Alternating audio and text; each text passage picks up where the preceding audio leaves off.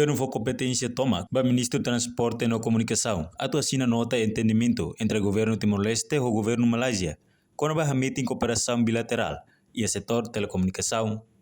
Quarta-feira, o governo liu-se reunião Conselho Ministro, decide não for autorização para o ministro do Transporte e Comunicação, Miguel Gonçalves Manetelu.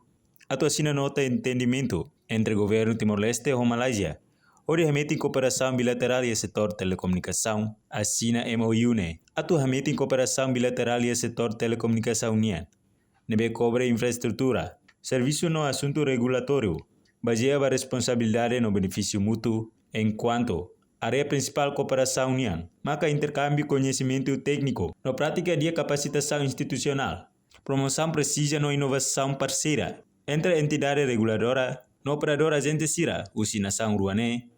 Acordo NEMOS prevê programa de formação, no intercâmbio técnico, onde contribui ao desenvolvimento do setor de telecomunicação, nebe moderno, seguro e eficiente, nebe essencial, para progresso econômico, no progresso e integração regional Timor-Leste e espaço ASEAN.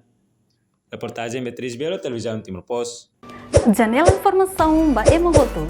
Atua tem informação atual dia Clio, kita haluha, haneham botão subscribe, like. Halo komentário no Fahia Tutang ba media sosial hotu.